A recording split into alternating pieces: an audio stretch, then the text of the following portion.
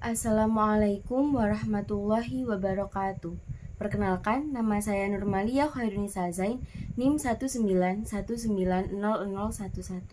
Pada kesempatan kali ini, saya akan membahas latar belakang serta tujuan dari penelitian dan metode penelitian pada artikel etnomatematika dalam permainan dengklak sebagai media pembelajaran matematika. Langsung saja yang pertama yaitu latar belakang. Secara umum, latar belakang dari penelitian ini adalah permainan tradisional memiliki nilai budaya yang seharusnya dapat dilestarikan dan diketahui oleh anak-anak. Indonesia dikenal dengan berbagai macam budaya, salah satunya yaitu keragaman permainan tradisional. Permainan tradisional memiliki banyak sekali unsur edukasi, salah satunya yaitu unsur matematika. Permainan tradisional yang memiliki unsur matematika yaitu salah satunya adalah dengklak. Dengklak atau yang biasa disebut engklek adalah salah satu permainan yang sangat umum ditemui di Indonesia. Salah satunya yaitu dapat ditemui di daerah Lombok, yaitu pada daerah suku Sasak. Dengklak adalah permainan tradisional yang dimainkan dengan cara melompati petak-petak pada arena permainan dengan satu kaki.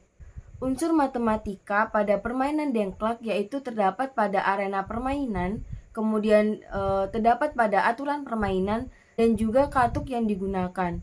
Terdapat banyak sekali unsur matematika yang ada pada permainan dengklak. Beberapa unsur matematika yang ada yaitu geometri bangun datar seperti kekongruenan serta sumbu simetri. Kemudian terdapat konsep logika matematika. Terdapat juga konsep refleksi atau pencerminan, dan juga terdapat konsep probabilitas atau peluang.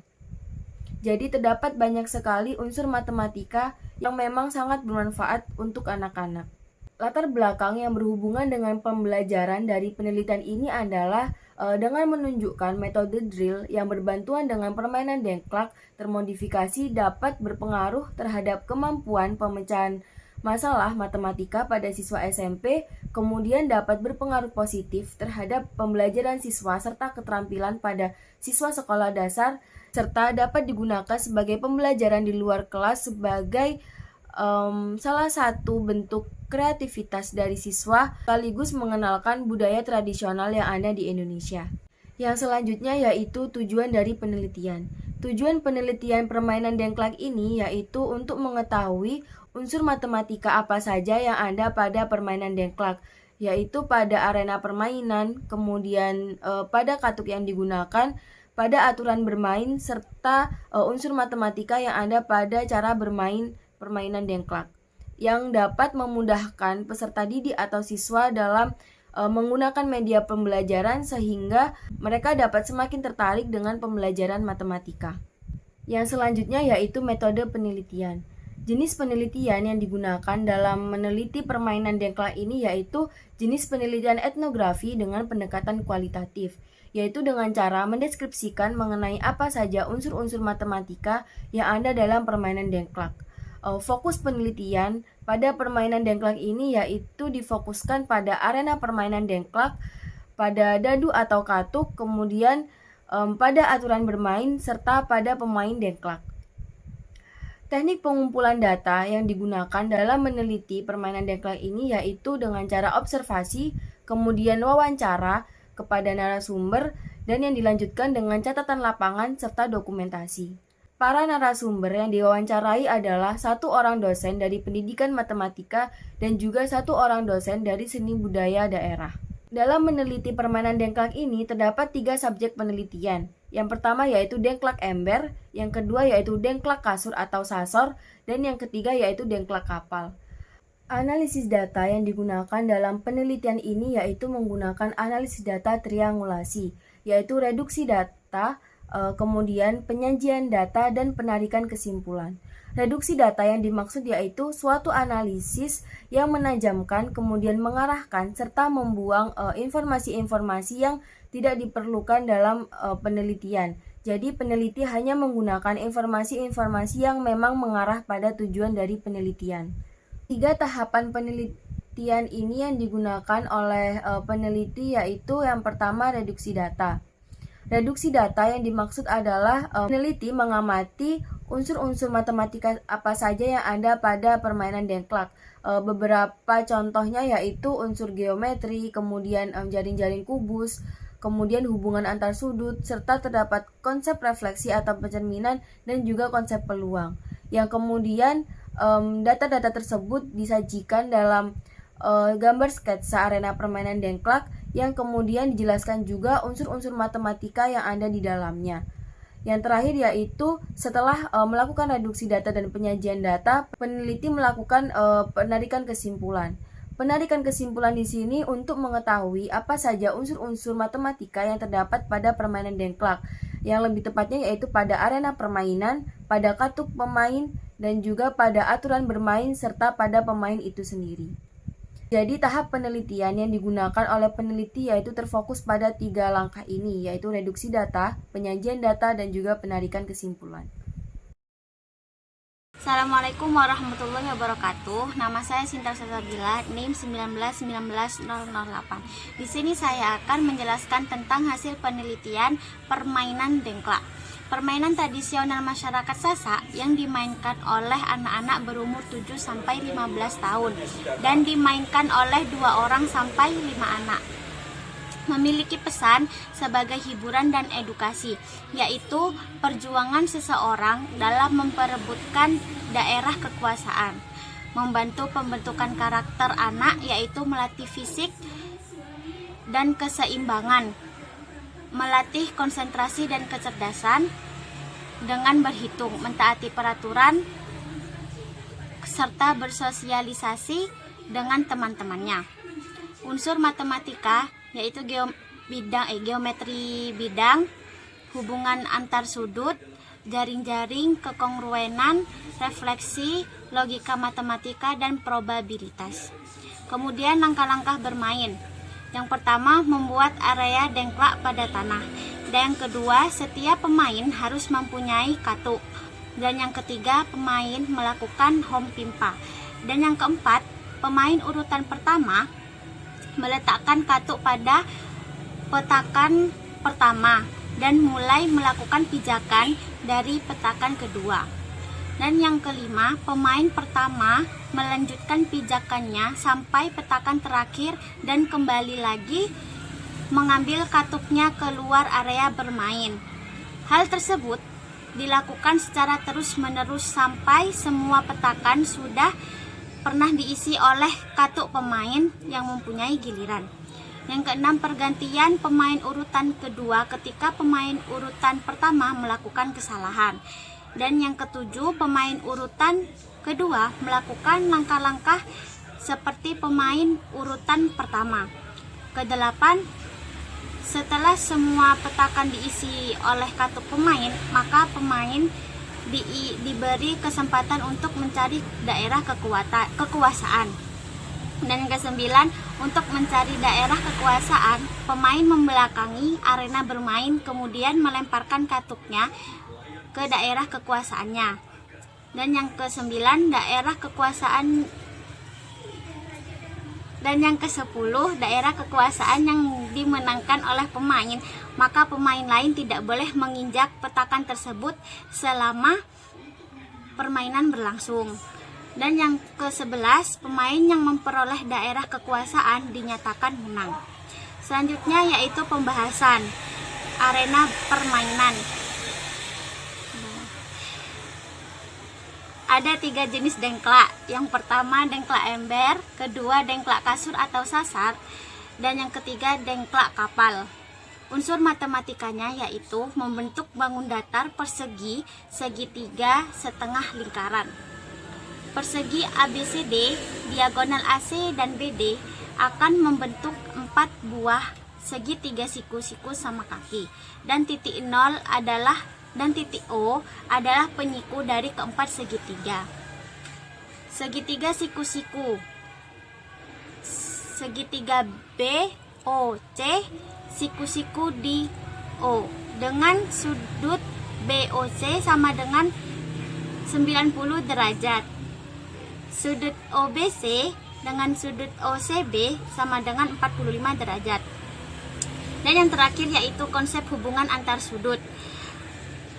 Gambar A sudut bertalak belakang, yaitu sudut AOB dengan sudut COD, sudut AOD dengan sudut BOC, sudut AOB dan sudut COD yaitu 90 derajat, sudut AOD dan sudut BOC yaitu 90 derajat, dan sudut berpelurus yaitu sudut AOB berpelurus sudut BOC, dan sudut COD berpelurus sudut AOD yang jika dijumlahkan sudutnya menjadi 180 derajat. Gambar B, sudut berseberangan memiliki besar sudut yang sama, yaitu sudut BAO berseberangan dengan sudut DCO. Sudut BAO dan sudut DCO yaitu sama dengan 40 derajat. Assalamualaikum warahmatullahi wabarakatuh. Perkenalkan, nama saya Violina Almakfiroh, NIM 1919055. Di sini saya akan melanjutkan pembahasan terkait permainan dengklak sebagai media pembelajaran. Oke, langsung saja kita masuk pada pembahasan selanjutnya, jaring-jaring dan kekongruenan. Pada permainan dengklak terdapat jaring-jaring dan juga kekongruenan serta refleksi atau pencerminan. Jaring-jaring pada permainan dengklak ini terlihat pada gambar di samping bahwa jika satu katuk terletak pada satu petak, maka sisanya terlihat seperti jaring-jaring kubus. Kemudian pada permainan dengklak ini terdapat kekongruenan. Seperti yang teman-teman ketahui bahwa sifat kekongruenan adalah jika memiliki bentuk dan ukuran yang sama. Hal ini dapat dilihat pada gambar, yaitu petaknya memiliki bentuk dan ukuran yang sama, sehingga ini bisa disebut sebagai kekongruenan. Selanjutnya yaitu adanya refleksi dan pencerminan. Pada gambar yang sebelah kanan, ilustrasi refleksi yang terdapat pada arena permainan dengklak, kapal dan ember, jika ditarik garis sumbu simetrinya maka akan memotong bagian arena menjadi dua bagian. Bisa dilihat yaitu bagian hijau dan putih atau merah dan putih. Memotong dua bagian ini yang sama yaitu bagian kanan dan juga bagian kiri. Bagian kanan simetri dengan bagian kiri pada permainan dengklak, sehingga dapat dikatakan bahwa bagian kanan merupakan hasil pencerminan atau refleksi dari bagian kiri arena permainan tradisional dengklak. Oke, selanjutnya yaitu katuk pemain.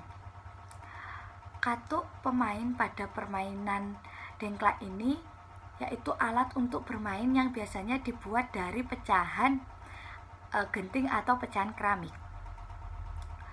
Dalam melakukan permainan dengklak, pemain seharusnya mencari katuk yang bentuknya gepeng, sehingga jika dilemparkan pada petakan pada arena permainan dengklak,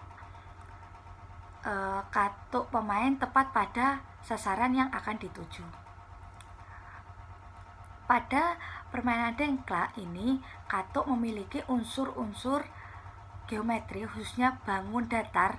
Bisa dilihat pada gambar PowerPoint, yaitu adanya unsur geometri seperti trapesium, segitiga, lingkaran, dan juga persegi.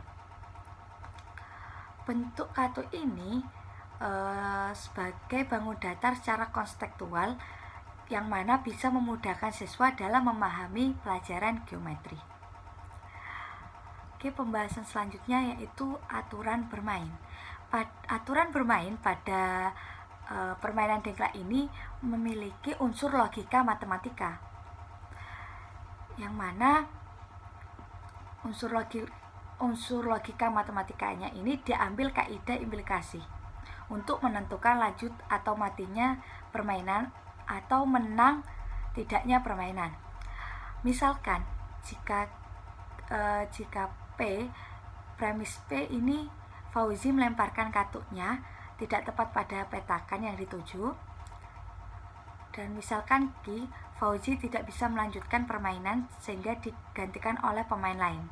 Implikasinya yaitu P maka Q, yaitu jika Fauzi melemparkan katuknya tidak tepat pada petakan, maka Fauzi tidak bisa melanjutkan permainan. Contoh lain yaitu jika Ulya memiliki daerah kekuasaan terbanyak, maka Ulya memenangkan permainan dengklak.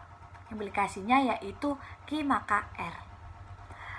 Selanjutnya yaitu pemain dengklak ini memiliki unsur daerah kekuasaan, yaitu di mana ada unsur matematika yang dikaitkan dengan konsep peluang. Misalkan dengklak ember memiliki 7 petak peluang pemain mendapatkan daerah kekuasaan adalah 1:7, yang mana kasus memiliki 9 petak peluang pemain mendapatkan daerah kekuasaan 1:9. Contoh dalam permainan, misalkan 5 anak yaitu Denis, Iwan, Aprisal, Fauzi, dan Bayu melakukan home pimpa untuk menentukan urutan pemain. Nah, dalam hal ini bisa dikaitkan dengan konsep peluang, yaitu menentukan urutannya melalui permutasi keseluruhan. Bisa dilihat pada PowerPoint, yaitu adanya rumus P permutasi N, N, di mana permutasi ini yang melibatkan keseluruhan unsur yang berbeda. Unsur yang berbeda ini adalah 5 anak tersebut. Jadi dapat dihitung P 5,5 dengan rumus N faktorial dibagi N min N faktorial. Jadi N faktorialnya ini 5 dibagi 0 faktorial, sehingga menghasilkan 5 faktorial. 5 faktorial ini 120, sehingga mendapat urutan 120. Oke, pembahasan yang terakhir maksud saya yaitu kesimpulan pada media pembelajaran pada permainan dengklak ini, yaitu pendidikan karakter anak, yaitu menumbuhkan kejujuran, bersamaan, dan sportivitas yang tinggi, serta meningkatkan respon siswa terhadap media pembelajaran matematika. Permainan tradisional dengklak tidak hanya sebagai hiburan, akan tetapi terdapat banyak nilai edukasi untuk membentuk karakter anak. Dengan adanya banyak manfaat dari permainan dengklak ini digunakan sebagai media pembelajaran, yaitu khususnya pada materi pembelajaran geometri, kesebangunan, dan juga kekongruenan, serta adanya konsep refleksi dan pencerminan, dan juga logika matematika, serta konsep probabilitas atau peluang. Oke teman-teman, mungkin cukup itu yang dapat saya sampaikan. Apabila ada pertanyaan bisa kalian sampaikan, dan saya berterima kasih kepada teman-teman semua yang sudah menonton video ini sampai akhir. Semoga kita bisa mendapatkan barokah dan manfaat dari menonton video ini. Oke, saya akhiri. Apabila ada kesalahan kata, mohon maaf. Wabillahi taufiq wal hidayah. Wassalamualaikum warahmatullahi wabarakatuh. See you.